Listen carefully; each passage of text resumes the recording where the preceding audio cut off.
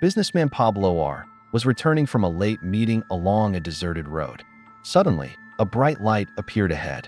His first thought was that it was another vehicle with its high beams on.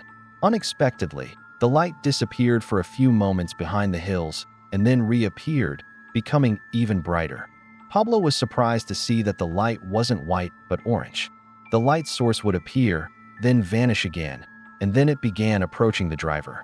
Curious, Pablo slowed down to get a better look at the mysterious glow. That's when he realized it was a glowing object in the shape of a massive disc.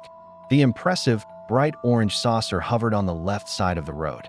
Pablo decided to leave the area as quickly as possible and accelerated.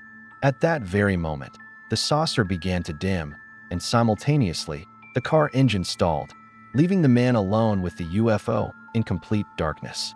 He sat in the vehicle, unable to see anything, not even the glow from the flying craft. After a few minutes, Pablo heard a voice calling his name from the darkness. Fear gripped him. His entire body trembled, but he already understood that he wasn't dealing with robbers. Suddenly, it dawned on Pablo. If someone was calling him by name, it had to be someone familiar.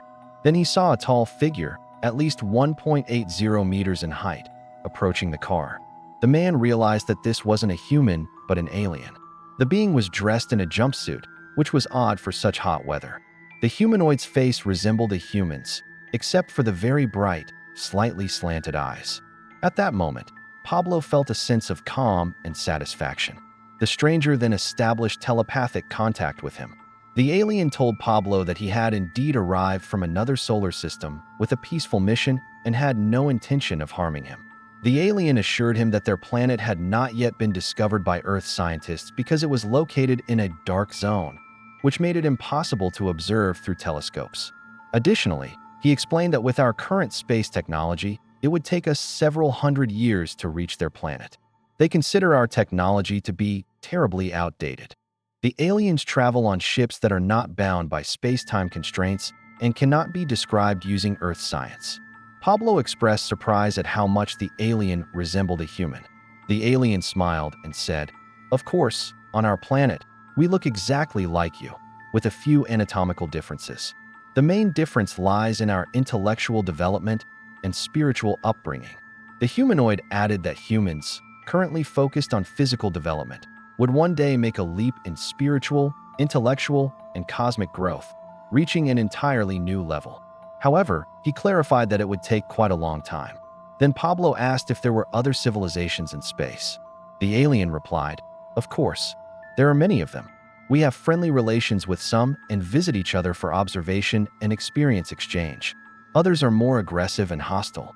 The alien continued, "I am capable of answering most of your questions. Our contact was carefully planned. This is not a random encounter. The factor of time is irrelevant. In your world, it will only take a few minutes.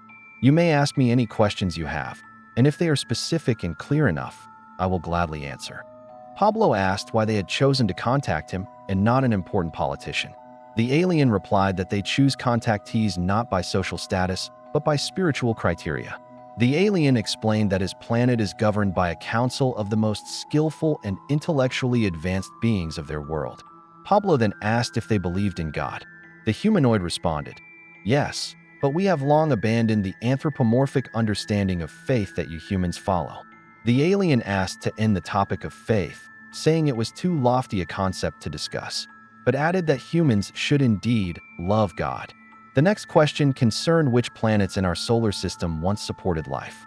The alien explained that several eras ago, life existed on Venus, Mars, and even the Moon. Evidence of intelligent life remains, but everything collected by astronauts is kept strictly secret from the public. One advanced civilization that once lived on Jupiter's moon Ganymede also tried to make contact with Earth. He added that Neptune hosted hidden life, which we are unable to detect. In total, there are more than 120,000 inhabited planets in the universe, with some life forms being far less intelligent than humans. The conversation moved on to what happens to a person after death. The answer shocked Pablo. Absolute death does not exist. Various religions on your planet explain this quite well, though with minor differences, the humanoid explained. Then Pablo asked, "Who was Jesus Christ?" The alien responded, "You still don't understand. It's very simple. He was the embodiment of love. Then the alien added, "You should not fear us. You should fear yourselves." Pablo insisted on an explanation of that phrase, but the mysterious figure remained silent. The alien then spoke about the uneven development of intelligent life across the universe and shared this about his home planet. Our world was inhospitable for thousands of years. A thick layer of ice covered the planet, but our ancestors managed to survive. The harsh climate forced us to advance in nanotechnology. Over time, we learned to grow gardens in frozen soil. We built underground cities where there is neither cold nor heat.